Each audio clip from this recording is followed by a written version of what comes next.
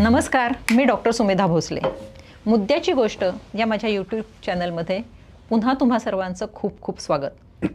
आपण बघतो आहोत मेंदूचे विकार, मज्जासंस्थेचे किंवा चेतासंस्थेचे विकार म्हणजे न्यूरोलॉजिकल डिसऑर्डर्स. आणि त्यासाठी आपल्याला उपलब्ध झालेले आहेत डॉक्टर सुधीर कोठारी, प्रसिद्ध न्यूरोलॉजिस्ट. मागच्या सेशनमध्ये आपण त्यांच्याकडून स्ट्रोक, अल्झायमर, डिमेन्शिया आणि व्हर्टिगो याबद्दल खूप छान माहिती, खूप रेअर माहिती मिळाली की जी इझिली अवेलेबल नसते. आणि मला वाटतं तुम्हाला ती नक्की आवडलेली आहे आणि उपयुक्त होती. या एपिसोडमध्ये आपण आणखीन काही मेंदूचे विकार बघणार आहोत. व्हर्टिगोशी डॉक्टरांनी मायग्रेनचं काहीतरी रिलेशन सांगितलेलं होतं. तर डॉक्टर, मायग्रेनमध्ये काय आणखीन सांगू शकू? ओके, सो बरेच वेळा आमच्याकडे पेशंट येतात आणि म्हणतात मला मायग्रेन झालं आहे म्हणून डॉक्टरांनी. सो मायग्रेन तुम्हाला होत नसतं. Migraine you are born with migraine. म्हणजे हे जन्मता एक तुम्हाला मायग्रेन हा बेसिकली जन्मजात एक टेंडन्सी आहे की काही लोकांना किती पण जागरण करा, किती पण उपवास करा, किती आवाज काय पण करा, त्यांचं डोकं दुखत नाही. असे काही लकी लोक असतात, 10-20% मी म्हणेन. मेजॉरिटी लोकांना जर खूप आवाज झाला, खूप गोंगाट झाला, खूप स्ट्रेस झाला, फार जवळनं पिक्चर बघितलं किंवा रात्रभर जागरण केलं, त्यांचं डोकं दुखतं. ते बरेच वेळा त्याला मायग्रेन म्हणत पण नाही, कारण ते साधं, त्यांना वाटतं की साधं डोकं आणि ते साधंच असतं. एखादी गोळी घेतली, आराम केला की कमी होतं. सो मायग्रेन म्हणजे काय? अनुवंशिक टेंडन्सी फॉर गेटिंग हेडेक. आणि ते बऱ्याच वेळा तुमच्या आई किंवा वडील किंवा भाऊ बहीण त्यांना पण असतं. आणि त्याला कधी कधी ट्रिगर्स हे ह्याच्यावर म्हणजे जास्त फ्रिक्वेंटली जेव्हा होतं तेव्हाच डॉक्टरकडे जातात. जेव्हा साधं असतं त्याला आपण साधं डोकेदुखी म्हणतो आणि काही गोळी घेऊन ते ॲनासिन्स, एस्प्रो घेऊन पण ते थांबतं कारण. सो अनुवंशिक टेंडन्सी असते ही लहान मुलांमध्ये, देन ॲडॉलेसंट्समध्ये किंवा कॉलेज जाणाऱ्या मुलांमध्ये, लग्न झाल्यानंतर, एज झाल्यानंतर मायग्रेनचं लक्षणं बदलत जातात. सो टिपिकली ज्याला मायग्रेन असतं लहानपणी, जेव्हा ते लहान बाळ असतं त्यावेळेला बऱ्याच वेळा त्यांना ते 3 month कॉलिक म्हणतात. तसं होतं की 3 महिन्याचं बाळ झालं की ते पोटात दुखतात आणि खूप रडतात संध्याकाळी. त्याचं कारण बऱ्याच वेळा अजून समजलेलं नाही, पण अशा मुलांमध्ये नंतर जाऊन मायग्रेन बऱ्याच वेळा जास्त कॉमनली येतं. सो ते असतं. नंतर 1 किंवा 2 वर्षाचे झाले की काही मुलांना अचानक चक्कर येते. अँड पॅरॉक्सिस्मल व्हर्टिगो ऑफ चाइल्डहुड म्हणतात त्याला, की सडनली बसल्या एकदम चक्कर येऊन घाबरून तो आईकडे येतो आणि आईला पकडून ठेवतो 1 मिनिटासाठी आणि मग ठीक होतो. सो हे सुद्धा मायग्रेनचं it is thought to be a beginning of tendency for getting migraine. मग ऑफकोर्स शाळेत जायला लागल्यावर कधीतरी मग मधून मधून डोकं दुखायला सुरू होतं. खूप होमवर्क दिलाय, खूप हे झालंय, परीक्षा आली की जे डोकं दुखतं, मग ते कधी कधी चष्म्यावर ब्लेम केलं जातं. मायग्रेनचं अनफॉर्च्युनेटली काय होतं की जेव्हा लोकांचं डोकं दुखतं ते प्रत्येक गोष्टीला ब्लेम केलं जातं एक्सेप्ट मेंदू. सो चष्मा, मग चष्मा, आता तुम्ही कसं आहे, एकदा चष्मा चेक करायला गेला तर उपाशी कोणीच पाठवत नाही, काहीतरी ॲटलिस्ट कमीत कमी 0.25चा चष्माचा नंबर देऊन पाठवतात.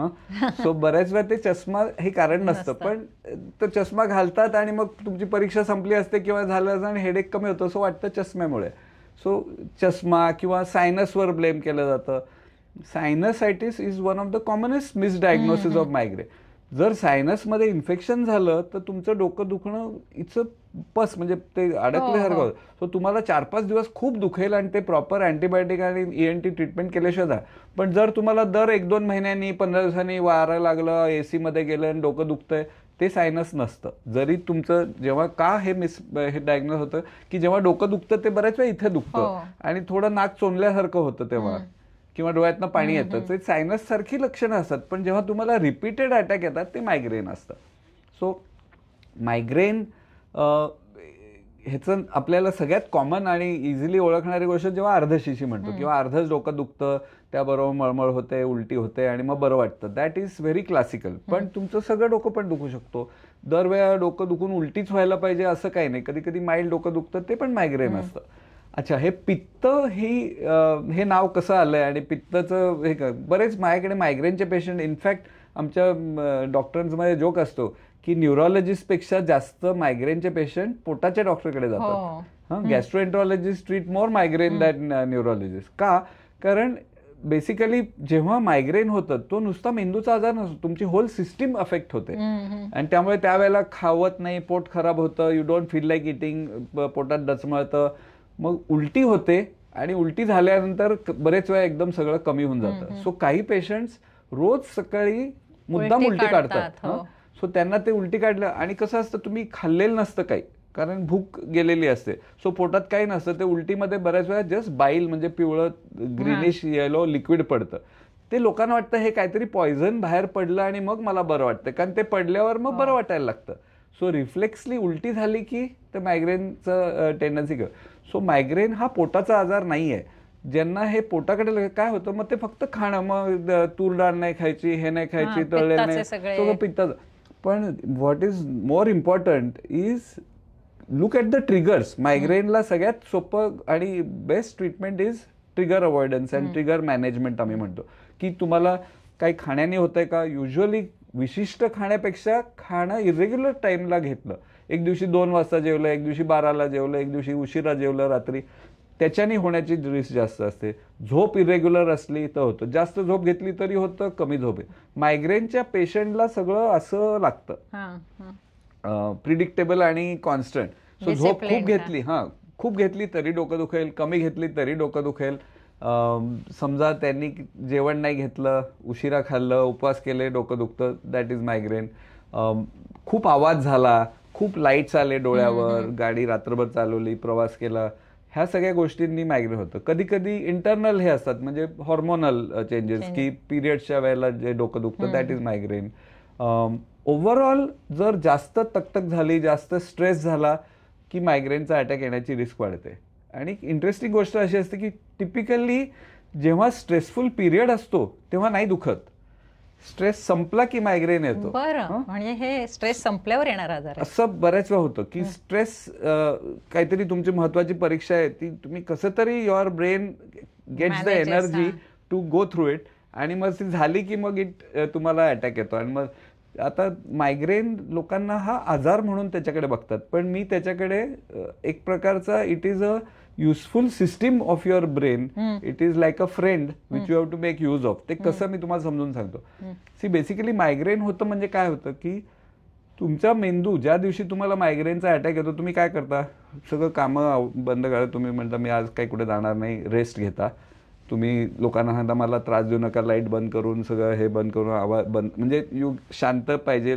So you get rest, quite, light बंद करून अंधारात आणि झोप काढता. सो हे रेस्ट जे मेंदूला मिळतं ह्याच्यामध्ये, it is like a hibernation. जसे पूर्वी प्राणी काही काही ह्याच्यात ते हायबरनेट होतात, तसं तुम्ही काही तासासाठी हायबरनेट करा. रेस्ट देणं महत्वाचं आहे. सो हे मेंदूला रेस्ट देणं खूप महत्वाचं आहे. जर तुम्ही एरवी मेंदूला रेस्ट दिली तर मेंदूला हे अटॅक आणायची गरज नाही लागणार. मेंदूचं हे डिफेन्स सिस्टीम आहे की तुम्ही मेंदूला त्रास देणाऱ्या गोष्टी खूप केल्या की तो मायग्रेनचा अटॅक आणतो, त्या दिवशी तुम्हाला रेस्ट घ्यावीच लागते आणि मग मेंदू परत नॉर्मल होतो. प्रिव्हेन्शन साठी उत्तम रेस्ट घ्यायला पाहिजे, छान झोप पाहिजे, रेग्युलर जेवण, रेग्युलर झोप आणि regular exercise. Simple exercise has been shown to reduce migraine. So तुम्ही रेग्युलरली एरोबिक किंवा जिम काही एक्सरसाइज केले त्याच्याने मायग्रेन कमी. व्यायामाचं किती महत्व आहे सगळीकडे. आणि मग मायग्रेन वरती ट्रीटमेंट काय, औषधच? सो औषधं, आता औषधं पण लोकांना काय वाटतं मायग्रेनचं गोळी घेतली की मायग्रेन क्युअर होणार आहे. नाही, ती टेंडन्सी आहे, ती तशीच राहणार. तुमचा मेंदू काय औषधांनी बदलता येत नाही. पण समजा तुम्ही आता पुढचे 2-3 महिने तुम्हाला खूप दगदग आहे, काहीतरी गेस्ट आहेत किंवा नवा जॉब आहे किंवा घरी रिनोव्हेशनचं काम काढलंय आणि हेडेक होणार आहे, तेवढे 2-3 महिने तुम्हाला गोळ्या खाल्ल्या की ते टेंडन्सी थोडी कमी आहे.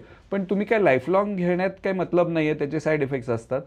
आणि ह्या गोळ्या घेतल्या की नंतर 3 महिन्याने जेव्हा बंद कराल तुमचं आहे तसंच आहे. तो त्यापेक्षा यू हॅव टू लर्न तुमच्या मायग्रेनचा मेंदू कसा मॅनेज करायचा हे शिकणं महत्वाचं आहे, रादर दॅन गोळ्या खाणं. गोळ्या आम्ही देतो, पण ते कधी 2 प्रकार. एक म्हणजे जेव्हा ऍक्च्युअल अटॅक येईल तेव्हा काय गोळी घ्यायची, तर ते तुम्हाला ज्या गोळीनी इझिली थांबतं ते सगळ्यात सेफ. सो माझ्या मते सगळ्यात सेफ आहे पॅरासिटामॉल, क्रोसिन, 2 गोळ्या. एक गोळीनी नाही थांबत. टिपिकल मायग्रेनचा डोस असतो 2 गोळ्या. सो 2 गोळ्या क्रोसिन इज सेफेस्ट बिकॉज त्याच्यानी ऍसिडिटी होत नाही. ऍस्पिरिन किंवा दुसऱ्या गोळ्यांनी बऱ्याच वेळा ऍसिडिटी होत. सो हे उपाशीपोटी जरी तुम्ही घेतलं तरी काही होत. सो ते सेफ आहे. मग त्यापेक्षा दुसरे अजून काही औषध आहेत स्ट्रॉंगर. जसं आपण ग्रॅज्युएट होतो तसं आहे की काय काय वेळेला लोक ते त्यांच्या साध्या ह्याच्यानी नाही थांबत, थोडं stronger. But avoid stronger and stronger medicines. मग कधी कधी अगदी सिव्हिअर असतं जाऊन इंजेक्शनच घ्यायला लागतं. पण हे प्रिव्हेंट करण्यावर माझं जास्त हे रादर दॅन दुखायला लागल्यावर काय गोळी घ्यायची हे महत्वाचं. सो जर तुम्ही तुमचं मायग्रेन, मी बऱ्याच वेळा पेशंटना म्हणतो की तुमचं ज्याला मायग्रेन असेल त्याचं कमीत कमी महिन्यातनं एकदा तरी दुखायला पाहिजे. जर एकदाही दुखत नाही मग he is taking life too easy, एवढा आराम नाही करायला पाहिजे. अजिबात दुखत नाहीये मग त्यापेक्षा एकदा दुखलं चालेल, एखादी गोळी घेतली किंवा थोडा आराम केला तितकं दुखायला पाहिजे, म्हणजे तुम्ही तुमचा ब्रेन नीट. त्यापेक्षा जास्त असेल, 2 पेक्षा जास्त लागायला नाही पाहिजे ह्या गोळ्या. जर तुम्हाला 2 पेक्षा जास्त लागतात आहे मग काहीतरी गडबड होते, मग परत रिएक्झामिन युअर होल लाईफस्टाईल, कुठे काय चुकतंय ते जर नाही जमत आहे, ट्रिगर मॅनेजमेंट बघा ते पण नाही जमत आहे, मग तात्पुरतं काही महिने तुम्हाला गोळी घ्यावी लागेल. ही एवढी गुंतागुंतीची प्रोसिजर तुम्ही खूप सोपी करून सांगितलेली आहे. खरंच आज एज्युकेशन होत आहे सगळ्यांचं. मायग्रेनला मी स्पीड ब्रेकर सारखं समजतो की ते तुम्ही खूप जास्त गोष्टी एकाच वेळेला मल्टीटास्किंग करायला खूप फास्ट जायला पाहिजे तर मायग्रेन बरोबर तुम्हाला खाली आणतं. येस. आता आपण पार्किन्सन्स कडे वळूया.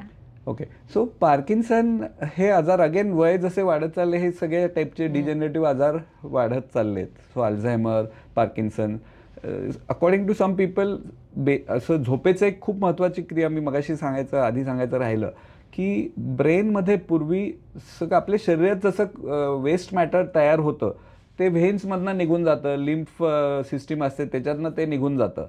ब्रेनमध्ये अशी काही सिस्टीम नाही असं लोकांना वाटायचं की मेंदूमध्ये जर काही कचरा म्हणू आपण वेस्ट मटेरियल तयार झालं ते कसं जातं ते माहीत नव्हतं. ते गेल्या काही वर्षात सापडली, जी लिम्फॅटिक सिस्टीम म्हणून सापडली.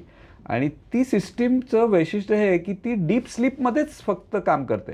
So it is like deep स्लीपमध्ये गेलं की ब्रेनमध्ये वॉशिंग होतं आणि ते सगळं कचरा बाहेर निघतो. सो जर डीप स्लीप तुमची कमी असेल काही कारणाने, सो अल्कोहोल खूप घेतात, अल्कोहोलनी लोक झोपतात पण डीप स्लीप खराब होते, किंवा तुमचं काही कारणाने तुम्ही खूप वरच्यावरच नुसते झोपताय, स्लीप ॲपनिया आहे किंवा असे वेगवेगळे आजार आहेत ज्याच्यामुळे तुम्ही गाढ इनफ डीप स्लीपमध्ये जात नाही आहे, तर ही क्लिनिंग प्रोसेस नाही होत आणि मग हे waste material accumulate and that is suppose to be one of the causes for Alzheimer, for Parkinson आणि हे सगळे. सो झोप महत्वाचं घेणं is very important for all preventive हे आजार. झोपेचं अनन्यसाधारण महत्व आहे ब्रेनच्या आरोग्यामध्ये. आता आपण पार्किन्सन घेऊ. सो पार्किन्सन म्हणजे त्याला मराठीत कंपवात म्हणतात की ते पेशंट टिपिकल पार्किन्सनचा पेशंट असं हालत येईल. आणि महत्वाचं म्हणजे प्रत्येक ट्रेमर म्हणजे नाही पार्किन्सन, आणि पार्किन्सन मध्ये नुसतं ट्रेमर असेल तरच पार्किन्सन असं नाही. सो पहिलं आपण ट्रेमरकडे बघू.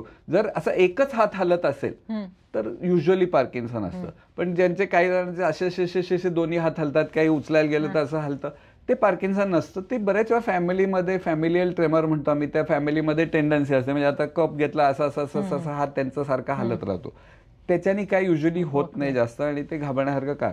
पण अशा पेशंटना पण बऱ्याच वेळा पार्किन्सनची ट्रीटमेंट दिली जाते. सो सगळं कंप म्हणजे पार्किन्सन नाही. इव्हन अल्कोहोल विड्रॉल त्याच्यात पण होऊ शकतं. अगदी बरोबर, त्यात पण असे हात हलतील. पार्किन्सनच्या पेशंटचं वैशिष्ट्य म्हणजे असं बसलं असेल तेव्हा हात खूप हलतो आणि त्याला म्हटलं आता हे उचला तर उचलतो तेव्हा ते थांबतं, कॉफी पिल, परत ठेवतो आणि मग परत. सो ते न्यूट्रल मध्ये जसे गाडी असेल तेव्हा हात हलतो त्यांचा, आणि जेव्हा काहीतरी करायचं असेल तेव्हा कमी होतो. सो ट्रेमर ॲट रेस्ट म्हणतो आम्ही त्यांना, म्हणजे जेव्हा हात रिलॅक्स असतो तेव्हा हलायला लागतो. आणि दुसरं लक्षण पार्किन्सनचं म्हणजे सगळ्या हालचाली हळूहळू मंद व्हायला लागतात, सगळे स्लो होतात. सो पूर्वी आंघोळीला 15 मिनिटं लागायचे, आता अर्धा तास लागतो, जेवायला जास्त वेळ. सो सगळं चालणं स्लो होतं, थोडे वाकून चालायला लागतात. बऱ्याच वेळा हे वाटतं की वय झालंय, पण अचानक 6 महिन्यात वय नसतं वाढत. So suddenly if somebody become slow and this thing in 6 months and particularly tremor असेल तर you should think of Parkinson. आणि द अदर थिंग इज त्यांचा चेहऱ्यावर हावभाव किंवा डोळे ब्लिंक होत नाही, असा चेहरा असतो स्टॅच्यू सारखा. सो हे पार्किन्सनची लक्षणं असतात. आणि त्याला आहे पार्किन्सन का होतो की ब्रेनमध्ये डोपामिन, बरेच केमिकल्स कमी झाल्यामुळे, पण महत्वाचं म्हणजे डोपामिन. सो डोपामिन नावाचं केमिकल कमी झालं की ही हालचाल जी ऑटोमॅटिक असते कमी. सो आता ते उठताना आपण बऱ्याच वेळा ऑटोमॅटिक असे उठतो. हे पार्किन्सनच्या पेशंटला बाकी ही हाताची ऍक्शन होईल, पण जे ऑटोमॅटिक दुसऱ्या शरीराच्या ऍक्शन असतात उठण्यासाठी, जे आपण पुढे वागतो ते विचार पण नाही करायला, ते होत नाही त्यांच्यात. सो त्या चालताना हात आपण हलवत नाही, पण आपला हात ऑटोमॅटिक हलव. पार्किन्सनच्या पेशंटचा हात हलत नाही, मग उठताना अडचण येते का त्यांना? सो उठताना ते असे मागे पडतात, बिकॉज ते balance उठताना पुढे वाकून उठायचं हे त्यांच्या लक्षात, म्हणजे त्यांचं ब्रेन विसरून गेलेलं असतं एका. So they will find it difficulty to get up. बसताना एकदम धाडकन बसतील, अंग टाकून देतात. आणि त्याला डोपामिन हे जर रिप्लेस केलं तर ते बऱ्यापैकी इम्प्रूव्ह होतात. आणि पार्किन्सनला आहे रिप्लेसमेंट, अनलाईक अल्झायमर. सो डोपामिनची गोळी घेतली की बऱ्यापैकी इम्प्रूव्ह होतात. आता ऑफकोर्स पार्किन्सनमध्ये बरेच रॉंग थिंग्स व्हॉट्सअपवर इकडे तिकडे जात असतात. की एक व्हिडिओमध्ये एक फेमस होता, तो वारंवार येत राहतो की पार्किन्सनचा पेशंट अजिबात हालत नाहीये आणि मग त्याला एक इंजेक्शन द्यायला तो एकदम छान चालायला लागतो 1 मिनिटात. आता हे आहे इंजेक्शन, त्याला ॲपोमॉर्फिन म्हणतात. ॲपोमॉर्फिननी जे डोपामिन आपण देतोय तेच फास्ट त्याची हे येते. पण त्या व्हिडिओत हे नाही दाखवलं की हे किती वेळ राहतं. 1 तासाने तो पेशंट परत, तुम्ही दर तासाला ते इंजेक्शन घेत राहिला तर काय होईल. एक तर इट इज सो एक्सपेन्सिव्ह, आणि दर तासाला इंजेक्शन घेणं इज नॉट पॉसिबल कोणालाही. सो ते रेस्क्यू म्हणून चांगलं आहे की काही जणांना कसं आहे, गोळी खाऊन सुद्धा मधूनच फ्रीज होतात, मग ते इंजेक्शन पाहिजे की बाबा एकदम अचानक फ्रीज झाले तर मग ते इंजेक्शन घ्या. किंवा ब्रेनमध्ये हल्ली ते एक अल्ट्रासाऊंडनी ट्रीटमेंट करतात, ब्रेनमध्ये लिजनिंग करतात, म्हणजे जो एक भाग असतो तो जाळून टाकायचा. तो पूर्वी त्याला आतमध्ये निडल घालून ते जाळायचे, आता ते सोनोग्राफीनी बाहेरच्या बाहेर करता येतं. सो ते हल्ली खूप फेमस व्हायला, 15-20 लाख रुपये खर्च करून ते, पण ते जास्त प्रमोट केलं जात आहे. So it's not, you have to be careful. First औषधांनी होतंय का, नाही होत असेल तर ह्या ऑप्शन्स आहेत. आणि सर्जरी किंवा डीप ब्रेन स्टिम्युलेशन म्हणतात, म्हणजे ब्रेनमध्ये आत वायरी टाकतात आणि बाहेरनं जसं हार्टला पेसमेकर असतं तसं त्यातनं ते स्टिम्युलेट केलं जातं आणि त्याच्यानी पार्किन्सन इम्प्रूव्ह होतो. बट प्रत्येक पार्किन्सन पेशंटला ते करणं गरजेचं नाहीये. ते केल्यानंतर क्युअर होतंय असं नाहीये. ते तात्पुरतं गोळीसारखंच आहे, पार्किन्सन नंतर वाढतच जाणार असतो. सो मेजॉरिटी लोकांना गोळ्यांनी मॅनेज होतात. मे बी 1% लोकांना ह्या पुढचे काहीतरी ट्रीटमेंट्स लागू शकतात. आणि ते तुम्ही प्रॉपरली तुमच्या न्यूरोलॉजिस्टशी कन्सल्ट करून खरंच DBS किंवा हे लागतंय का. पण ते व्हॉट्सअप किंवा असं बघून ते मॅजिक काय, ते लोकांना काय वाटतं 15-20 लाख खर्च केले, ऑपरेशन केलं म्हणजे क्युअर झालं, असं नसतं. It is not. आणि प्रिव्हेन्शन मध्ये पुन्हा लाईफस्टाईल चेंजेस. येस. की वजन आटोक्यात ठेवायचं, चांगला आहार घ्यायचा, चांगली झोप घ्यायची. प्रॉब्ली झोप जास्त महत्वाची आहे. आणि एक्सरसाइज पण करायचे दिवसभर. आणि झाल्यावर पण, पार्किन्सन झाल्यावर पण तुम्ही जितके ऍक्टिव्ह राहाल तितकं चांगलं, कारण तुमची ऍक्टिव्हिटी हळूहळू कमी होणार असते, बॅलन्स वीक होणार असतो. सो थोडे बॅलन्सचे व्यायामवर लक्ष देणं, जिमच्या व्यायामाने पण फायदा होतो. आमच्याकडे डॉक्टर श्रीराम लागू 84व्या वर्षी स्टेटसमध्ये येत होते, कारण त्यांच्या डॉक्टरांनी त्यांना जिम्स एक्सरसाइज करा म्हणजे ग्रिप सुधारेल असं सांगितलेलं होतं. हे लाईफस्टाईल खूप महत्वाची आहे. आता आपल्याला एपिलेप्सीकडे. बरं. सो एपिलेप्सी म्हणजे काय, मेंदूमधली जी काही क्रिया होते जेव्हा आपण बोलतोय मी, किंवा मी हात हलवतोय, किंवा तुम्ही बोलल्यावर जे मला ऐकू येतं, हे प्रत्येक गोष्ट ब्रेनच्या विशिष्ट भागापासून दुसऱ्या भागामध्ये करंट पसरल्यामुळे ते होत असतं. सो हे ब्रेनमध्ये इलेक्ट्रोकेमिकल सगळं कम्युनिकेशन चालू असतं न्यूरॉन्समध्ये. म्हणजे एक न्यूरॉन दुसऱ्या न्यूरॉनला इलेक्ट्रिक करंट पाठवतो, तिथे वेगळं केमिकल रिलीज होतं, ते परत दुसऱ्या ह्याला पाठवतं. सो EEG म्हणून जे एक आम्ही वायरी लावतो मेंदूला, त्याच्यात दिसतं की कंटिन्युअसली ब्रेनमध्ये इलेक्ट्रिकल ऍक्टिव्हिटी चालू असते, जी बदलते. जसा ECG तसा EEG. आणि ECG फक्त हार्टचं तेवढेच लीड जातं, हे बरेच वायरी लावायला लागतात. आणि तुमचं जागे असताना EEG वेगळा येतो, ब्रेन वेव्स वेगळ्या स्पीडने असतात. डीप स्लीपमध्ये एकदम स्लो होऊन जातात. स्वप्न असणाऱ्या स्लीपमध्ये विशिष्ट EEG सडनली जागा झाल्यासारखा वाटतो, पण पेशंट गाढ झोपलेला असतो. So that is called REM sleep.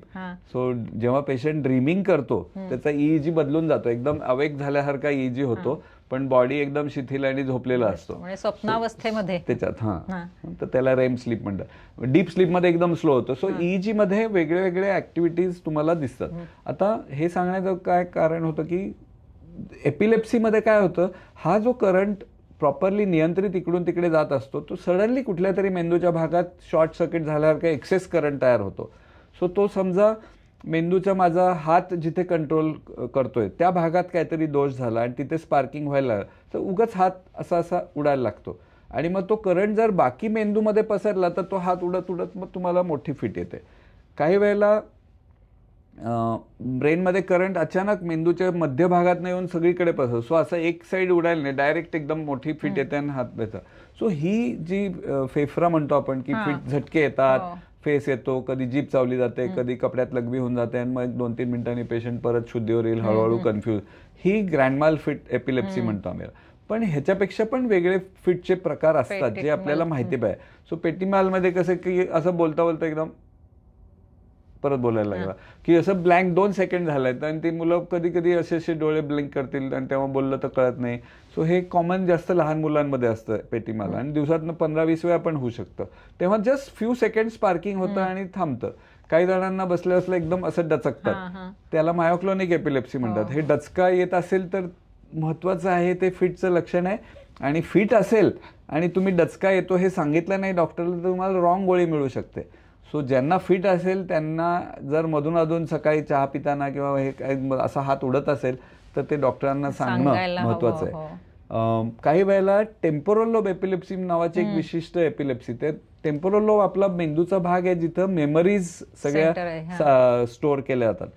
So कधी कधी टेम्पोरल लोब मध्ये स्पार्किंग व्हायला लागलं तर तुमच्या मेमरीमध्ये दोष होतो. म्हणजे कसं होतं की मी इथं आलोय आता, आज पहिल्यांदा आपण हे पॉडकास्ट, पण मला अचानक जर वाटायला लागलं की हा पॉडकास्ट मी पूर्वी कधीतरी केलेला आहे, मी तुम्हाला पूर्वी कधीतरी भेटलेलो आहे, असं जर फिलिंग आलं तर that is called deja vu phenomenon, की हे पूर्वी घडलंय, नसतं घडलेलं पण मला वाटतं. किंवा जे ओळखीचा माणूस आहे तो सडनली अनोळखी वाटतो, किंवा हे पूर्वी बघितलंय मी, हे पूर्वी घडलंय, अशा रॉंग मेमरी झाल्या तर ते टेम्पोरल लोब मध्ये असे दाखवतात. Yes. So temporal lobe epilepsy मध्ये त्या भागात स्पार्किंग होतं. सो ते बऱ्याच वेळा त्याच्याच बाजूला स्मेलचं सेंटर असतं. त्यामुळे तो पेशंट काय जण त्यांना विशिष्ट त्याला काहीतरी एक वास येतो, तोच वास दरवेळा येतो आणि तो दुसरं कोणालाच येत नाही. आणि मग तो वास आल्यावर मग तो असं असं बघतो, इकडे तिकडे कावरावर काहीतरी हाताचं ऍक्शन करेल, असं असं करेल किंवा असं असं करतात आणि ते फ्यू सेकंड होतं आणि बंद होतं. त्यावेळेला ते काहीतरी बडबड करतील विच इज नॉट अंडरस्टँडिंग. लोकांना वाटतं काहीतरी वेगळ्याच भाषेत बोलतोय, समटाईम्स वेगळ्या भाषेत बोलतील पण, आणि काय बोलतात ते काय नंतर विचार त्यांना कळतं. ही फिट असते हे बरेच वेळा लोकांना कळत नाही, कारण ही नेहमीचे आपण बघतो तसे झटके नाही आहेत आणि पेशंट पूर्ण बेशुद्ध नसतो, त्याला बोललं तर काहीतरी हू काहीतरी उत्तर देईल किंवा असं हाताने हे करेल, थोडं कळत असतं त्यांना. सो टेम्पोरल लोब एपिलेप्सी समजून घेणं का महत्वाचं आहे, कारण ती एपिलेप्सी हे कळत नाही. त्याचं गोळ्या आणि त्याचं ट्रीटमेंट, त्याचं तपासण्या वेगळ्या असतात. ही एपिलेप्सी बऱ्याच वेळा सर्जरी करून पूर्ण बरी होऊ शकते. सो ह्या सगळ्या एपिलेप्सीमध्ये ऑपरेशन नसतं, पण टेम्पोरल लोब एपिलेप्सी असेल, एपिलेप्सी बरी होते का? हो होते. सो साधारण काय काय एपिलेप्सीज फक्त काही वर्ष येतात आणि नंतर आपल्या थांबतात. सो एक बिनाईन एपिलेप्सी ऑफ चाइल्डहुड म्हणून असतं की ते 5-7 वर्षाचा मुलगा असतं, टिपिकल झोपेत असं येतं, झोपेत फिट येते आणि आईवडील खूप घाबरून जातात. पण ही बिनाईन रोलॅन्डिक एपिलेप्सी म्हणून असते की ती साधारण 13-14 वर्ष झाला की थांबणार असते. सो अशा पेशंट्सना आणि त्यांच्या आईवडिलांना आधीच सांगून ठेवायला पाहिजे की हे फिट थांबणार आहे, तुम्ही पेशंटला उगाच फिटचा पेशंट म्हणून मोठं करू नका, he is normal, he is going to be normal. So त्याला नॉर्मल वागवणं खूप महत्त्वाचं आहे. त्या एपिलेप्सीला आम्ही कधी कधी औषध पण देत नाही, कारण ती जस्ट नुसतं थोडं हे हलतं आणि त्याला 6 महिन्यांनी 4 महिन्यांनी दिलं औषध तरी खूप माइल्ड लागतं. आणि त्यांना आईवडिलांना सांगणं खूप महत्त्वाचं आहे की डोंट, मग त्या एपिलेप्सी म्हटलं की त्याला तू आता हे करू नको, बाहेर जाऊ नको, खेळू नको, त्याला अभ्यास पण जास्त ताण नाही देणार, सगळंच म्हणजे त्याचं लाईफच बदलून जातं. त्यांना वाटतं की त्याला ताण दिलं तो होईल, सो ताण नाही देणार. आता आजच्या जगात ताण नाही घेतला तर काहीच होऊ शकत नाही.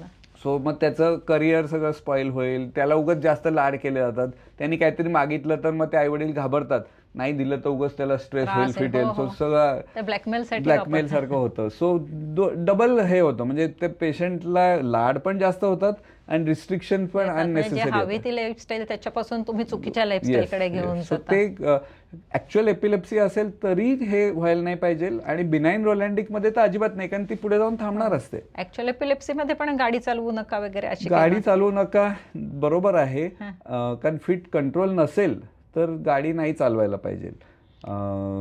आपल्याकडे फॉरेनमध्ये कसं आहे, जर तुमचं वर्षभर झालं आणि फिट बंद असेल तर legally you are allowed to drive. पण भारतात नियम असं आहे की एकदा फिट आली तर अकॉर्डिंग टू द आरटीओचे नियम तुम्हाला परवानगीच नसते, कधीच नाही. ते थोडं चुकीचं आहे, कारण ज्याची फिट बंद आहे, बरेच वर्ष बंद आहे, त्यांनी चालवायला काही हरकत नाही.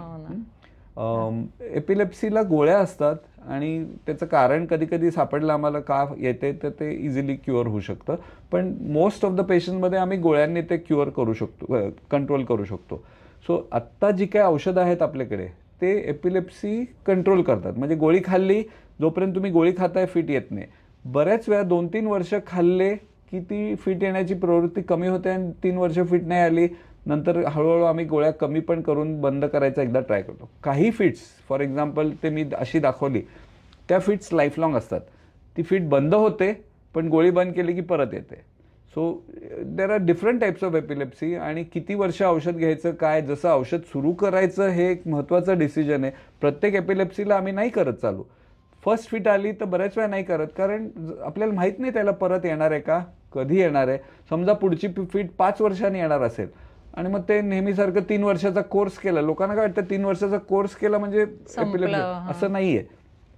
3 वर्षाचा कोर्स केला तर त्या 3 वर्षात जी फिट येणार होती ती तुम्हाला येणार नाही. तर त्या 3 वर्षात तुम्हाला फिटच येणार नसेल तर ते 3 वर्ष तुम्ही उगाच गोळ्या खाल्ल्या. आणि तुम्हाला 4 वर्षांनी जर फिट येणार आहे, आज तुम्ही 3 वर्ष खाल्ले तर ती 4 वर्षांनी येणार आहे, येईलच. मग कायमच गोळ्या खाय. सो ज्याला 5 वर्षांनी 4 वर्षांनी एक फिट येते, मी म्हणेन, मी त्या पेशंटशी आणि त्यांच्या आईवडिलांशी किंवा त्याच्या मिसेसशी डिस्कस करतो की यू डिसाईड ही तुम्हाला घ्यायचंय का नाही. कारण कोणी म्हणेल नाही मला एक पण फिट नको, मग आयुष्यभर गोळ्या खायला लागतील. कोणी म्हणेल मला 5 वर्षांनी एक फिट आलेली ते परवडलं रोज गोळ्या खाण्यापेक्षा. So it is a shared decision. We have to discuss pros and cons. किती रिस्क आहे, काय आहे, त्याचे लाईफस्टाईल काय आहे, लाईफस्टाईलवर काय परिणाम होतोय हे आणि त्याचं प्रोफेशन काय आहे. त्याचं आत्ता खूप ड्रायव्हिंग, खूप इकडे तिकडे स्कूटरवर फिरतोय, 100 किलोमीटर रोज ड्रायव्हिंग असेल तर अशा लोकांनी घेतलेलं बरं. So it depends on many things. पण गोळी सुरू करणं पण जितकं महत्वाचं आहे, गोळी बंद करणं पण तेवढंच महत्वाचं आहे. की बंद असते फिट, सगळं चांगलं आहे, आता बंद करायची म्हणजे तुम्ही परत फिट येण्याची रिस्क घेताय. ती घ्यायची का नाही, कशी घ्यायची, तेव्हा काय प्रिकॉशन घ्यायचे, हे सगळं डिस्कस करायला लागतं आणि मग वी हॅव टू स्टॉप. प्रत्येक शब्द महत्वाचा आहे, लिहून घेण्यासारखा आहे. आणि माझे प्रेक्षक ना लिहून घेतात याच्यामध्ये, कारण मला असा खूप कमेंट्स येतात आणि खूप महत्वाची माहिती सांगताय तुम्ही. आता डायबेटिक न्यूरोपॅथीबद्दल बोलूया, कारण डायबेटीस इंडियाची कॅपिटल. थोडं त्याच्या आधी एपिलेप्सीचा अजून 1-2 गोष्टी सांगायच्या मला, की एपिलेप्सी बद्दल लोकांचे खूप गैरसमज आहेत की ते काहीतरी अंगात येतं, हे होतं, ते होतं, किंवा त्या पेशंटनी आपल्याला काहीतरी हार्म करेल. एपिलेप्सीचा पेशंट तुम्हाला येऊन काहीच करणार नसतो, झालं तर त्यालाच लागणार. ज्या वेळेला फिट येते तेव्हा फर्स्ट एड काय करायची, लोक ते चप्पल, चमचा, हे ते काय काय करतात, हे सगळं काही करायचं नसतं. फर्स्ट थिंग तुम्ही बघायचं इज टाइम. फिट सुरू झाली की किती वेळ राहतीये, आणि ती टिपिकली 2 ते 3 मिनिटाच्या वर नाही राहत जे ऍक्च्युअल. नंतर त्या वेळेला फक्त you have to make sure की बाजूला काही त्याला लागणार नाही असं आहे, त्याला खाली शांत पडू द्यायचं. Don't try to put him down. दातात काहीतरी घालायला, युजली तुम्ही दात डॅमेज करता काहीतरी आत घुसवायला बघून. सो काही करायचं नाही. जीभ चावली गेली आणि रक्त आलं तरी ते पहिल्या सेकंदातच होतं, नंतर तुम्ही काही करून उपयोग नसतो होत. आणि त्यामुळे ते जिभेचं टिपिकली इंजुरी जरी खूप झाली ती फास्ट रिकवर होते. सो ज्या काही पेशंट स्मॉल पर्सेंट ज्यांना वॉर्निंग मिळते, ते सांगतात मला फिट आहे, त्यांना तुम्ही काहीतरी आत पट्टी घालू शकता किंवा एक काय म्हणतात त्याला नॅपकिनचा रोल करून घालू शकता, ज्याला आधी माहिती आहे फिट येणार. पण मेजॉरिटी पेशंट स्टार्टच होतं फिटनी, तेव्हा काय करा. आणि मग तुम्ही ती झटके थांबले की त्याला एक साईडला वळवायचं, कारण कधी कधी लाळ आलेली असते, उलटी होते. And just be with the patient till he is fully alert, कारण पुढचे 5-10 मिनिटं ते असे ह्याच्यात असतात. किती वेळ टिकतो हा एपिलेप्सी? 2 ते 3 मिनिटं असतं, आणि मग नंतर ते थोडे कन्फ्युज असतील 5-10 मिनिटासाठी. कधी कधी थोडं डोकं दुखतं, उलटी होते, किंवा 15-20 मिनिटानंतर नॉर्मल होतं. पूर्वी ब्रेन मध्ये तात्पुरता आलेला एक प्रकारचं स्टॉर्म, आपण एक प्रकारचं इलेक्ट्रिक वादळ म्हणू त्याला, इलेक्ट्रिकल स्टॉर्म असतो तो. आणि त्याचे कारण खूप आहेत. कधी पूर्वी डोक्याला मार लागल्याने होतं, ब्रेनमध्ये काही जंतू गेल्याने होतं. ते लिएंडर पेसच्या ब्रेनमध्ये जंतू गेला होता आणि ते अमेरिकेत होतं, त्यांना कळालंच नाही. सो ते जंतू गेल्याने होतं. कधी कधी काहीच कारण नाही, आपल्या जेनेटिक असतात एपिलेप्सीज. आई वडिलांना एपिलेप्सी असेल तर सगळ्यांना त्यांच्या मुलांना होईल असं नाही. इट्स जस्ट मे बी 5 ते 10%. आणि आपल्याकडे लेडीजमध्ये एपिलेप्सी झाल्यावर खूप प्रॉब्लेम येतात, कारण मग त्यांचं लग्न होणं खूप अवघड असतं. आणि तुम्ही म्हणालात तसं वेडं ठरवतात किंवा काहीतरी वेगळे वेडे नसतात. त्यांचं ब्रेन फक्त त्या 1 मिनिटासाठी 2 मिनिटासाठी त्यांच्या ब्रेन मध्ये वादळ, बाकी ते आर नॉर्मल इंटेलिजंट पीपल. आले किंवा काही देवाची बाधा झाली असं काही नसतं. आणि चप्पल लावणं, सुंगणं ते काही नाही, कारण ते करून पेशंटला तुम्ही त्रास देताय. तो बेशुद्ध सारखा असतो, त्याला चिमटा काढणं किंवा काहीतरी करून त्याला शुद्धीवर आणायचं नसतं, तो येणार असतो. टाइम महत्वाचा आहे. जर 1 फीट 3 मिनिटं 5 मिनिटाच्या वर चालू राहिली त्याला हॉस्पिटलला जायला पाहिजे, किंवा फिट आली आणि जागा झाला आणि परत दुसरी आली त्यांनी पण हॉस्पिटलला जायला पाहिजे, किंवा काहीतरी खूप लागलं, जोरात पडला, हार्टबीट मोडले ते. पण अदरवाईज मेजॉरिटी फिट्स, ज्याला फिट 1 आली तो परत बरा होणार असतो, त्यांनी त्याच्या नेहमीच्या डॉक्टरला नंतर जाऊन दाखवलं तरी चालतं. काय होतं, इमर्जन्सी हॉस्पिटलमध्ये गेला की परत नवा स्कॅन, नवं हे नवं ते करून उगाच 15-20 हजार रुपये खर्च होतात आणि काही नसतं वेगळं. Best is to go back to their doctor पहिलेच आहेत ते. सो लेडीजमध्ये तो कधीतरी आपण नंतर घेऊ टॉपिक. लेडीजमध्ये एपिलेप्सी झाल्यावर काय करायचं, काय प्रिकॉशन, कारण गोळ्या बाळावर जर एपिलेप्सी असेल आणि गोळ्या चालू असतील तर काय काय गोळ्या सेफ असतात बाळाच्या दृष्टीने, पोटात बाळ असतं ते, काही गोळ्या नसतात सेफ, आणि मग पेशंट्स बऱ्याच वेळा गोळ्या बंद करून टाकतात प्रेग्नंट झालं. आता काय होतं, प्रेग्नंट व्हायच्या आधी गोळ्या बदलणं महत्वाचं आहे. बरोबर आहे. एकदा प्रेग्नंट झाला आणि तुम्हाला कळालं की आपण प्रेग्नंट आहे, baby is already expose to the tab, त्यावेळेला गोळ्या बदलून तुम्ही बेनिफिट तर काही नाही, उलटं नुकसान हे होतं की ज्याच्याने तुमची चांगली फिट बंद आहे ती गोळी बदलून तुम्ही अचानक फिट येतात, तर तुमचंही जीवाला धोका, बाळाला पण धोका. नवीन फिटला आमंत्रण येऊ शकतं. सो कॉम्प्लिकेटेड आहे, खूप कॉम्प्लिकेटेड. तो विमेन अँड एपिलेप्सी हा मोठा टॉपिक आहे. आपण खरंच त्याच्याबद्दल एक दिवस संपूर्ण 1 तासाचा एपिसोड एपिलेप्सीवर एक करू, कारण खूप लोकांचे गैरसमज आहेत आणि ते ट्रीटेबल आहे, त्याला ट्रीटमेंट आहेत, वेगळ्या वेगळ्या ट्रीटमेंट, गोळ्या आहे, सर्जरी आहे, काय प्रिकॉशन घ्यायला पाहिजे at various stages of life. Late onset epilepsy आता आम्ही हल्ली बरेच बघतो, हा नवा एपिडेमिक आहे. 70च्या पुढे फर्स्ट टाइम आयुष्यात फिट आली, लहानपणीपासून कधी नाही, फॅमिलीत नाही कोणाला, अचानक 7. So it is a big epidemic. It's called elderly epilepsy. आणि त्याचं निदान नाही होत, कारण ते नेहमीचे असे मोठे फिट नाही, छोटेसे असतात, 1-2 मिनिटांसाठी नुसतं बसल्यावर एकदम इंजुरीज होऊ शकतात. आणि कारण ह्या एज मध्ये इंजुरीची रिस्क जास्त आहे. पडलं तर फ्रॅक्चर, इंजुरी झाली तर पडलं तर फ्रॅक्चर, नेक फिमर होऊ शकतं. सो आपण एपिलेप्सीवर परत बोलूया, नक्की बोलूया. Diabetic neuropathy. सो न्यूरोपॅथी, आता मी सांगितलं तसं, तुमच्या पायाला जर टोचलं, स्पर्श झाला तर ते मेसेज मेंदूला जातो, तो नर्व्स मधनं जातो. सो जर नर्व डॅमेज झाली काही कारणाने तर तो मेसेज जात नाही, तुम्हाला बोट हलवायचं, ते बोटाची हालचाल कमी होते. सो विकनेस हे लक्षण असतं. नमनेस म्हणजे मुंग्या येणं आणि बधीर होणं. तुम्ही समजा दाताच्या डॉक्टरने इंजेक्शन दिल्यावर जसं बधीर होतं तसं पाय जर बधीर असेल, तुमचे पाय कुठे आहेत हे कळत नाही, हे सगळे लक्षणं न्यूरोपॅथीचे आहे. आपल्याकडे commonest neuropathy is diabetic neuro, because diabetes is so common. जेव्हा वर्षानुवर्ष डायबिटीस असतं, जर ते कंट्रोलमध्ये नसेल तर तुमच्या नर्व्स हळूहळू डॅमेज होतात. डायबिटीसनी 3 म्हणजे रक्तवाहिन्या तर होतातच डॅमेज, पण तुमचा डोळ्याचा पडदा, रेटायना डॅमेज होतो, किडनी हळूहळू डॅमेज व्हायला लागते आणि नर्व्स हळूहळू. आणि हा जो डॅमेज आहे तो रिव्हर्स नाही होत. So you have to keep the sugar under control, तरच तुमचं न्यूरोपॅथी वाढणार नाही. नाही तर हळूहळू पाय बधीर होत इथपर्यंत मग बोटांना मुंग्या लागतात, हो, आणि मग तुम्हाला पाय कुठे आहेत कळत नाही, तर तुमचा तोल जायला लागतो. एस्पेशली रात्री अंधारात जेव्हा तुम्हाला डोळ्याची मदत नसते बॅलन्ससाठी, तेव्हा बॅलन्स जाऊ शकतो. सो डायबेटिक न्यूरोपॅथीचे पेशंट अनफॉर्च्युनेटली त्यांचा तोल जातो, ते डॉक्टरला जाऊन तोल जातो नाही सांगत, चक्कर येते म्हणतात. आणि आम्ही डायबेटिक न्यूरोपॅथीचे पण पेशंट व्हर्टिगोच्या गोळ्या खाल्लेले बघितलेत, कारण ते चक्कर म्हणतात. सो डायबेटिक न्यूरोपॅथी हे एक आहे. पूर्वी आपल्याकडे लेप्रेसी असायचं, आता हल्ली कमी झालंय. अजून काही न्यूरोपॅथीचे कारण आहेत सगळ्यांवरती, कारण हे इतके महत्वाचे आहेत विषय आणि तुम्ही इतकं सोपं करून सांगताय. आपण पुन्हा नक्की भेटूया. मी श्रोत्यांना सांगते की तुम्ही हा सगळा एपिसोड नीट बघा, तुमच्या काय शंका आहेत त्या लिहून काढा, मला पाठवा. माझा नंबर दिलेला आहे, डॉक्टरांचाही नंबर दिलाय. कुठल्या लक्षणांची तुम्हाला जास्त माहिती पाहिजे कारण आपण पुन्हा डॉक्टरांना, कारण मला स्वतःला खूप माहिती करून घ्यायची आहे आणि आज मला असं खूप एक वेगळं दार उघडलंय असं, कारण माझं स्पेशलायझेशन लाईफस्टाईल मॅनेजमेंट आहे आणि ह्या न्यूरोलॉजीमध्ये त्याचा एवढा एवढा मोठा रोल आहे खूप रोल आहे. हे लाईफस्टाईल मॅनेजमेंट मध्ये हार्ट साठी आहे, डायबिटीस साठी आहे, नॉन कम्युनिकेबल सगळ्या डिसीजेस लिव्हरचं. आता आपल्याकडे कॉमनेस्ट लिव्हरचा आजार काय आहे?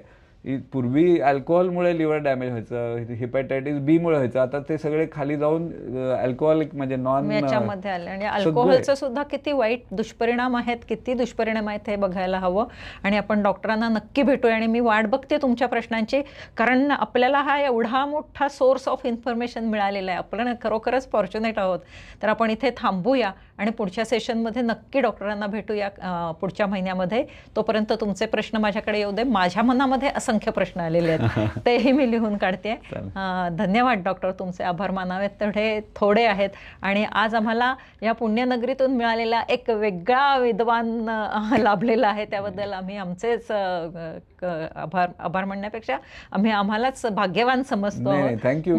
आणि ह्या चॅनल मार्फत जर मला बऱ्याच जे मिथ्स आहेत किंवा चुकीची लोकांना कल्पना आहेत, नाही मला असं वाटतं प्रत्येक ह्याच्यावरती आपण एक छोटा छोटा एपिसोड घेऊया की ज्याच्यामध्ये पूर्ण आणखीन माहिती. कारण आत्ता कल्पना आली की हे आपल्याला स्वतःबद्दल किती अभ्यास करायला हवा आणि स्वतःला कधी म्हणजे पुढचा जर धोका टाळायचा असेल तो टाळता येतो तुमच्या डिस्कशन्स मधून कळतंय.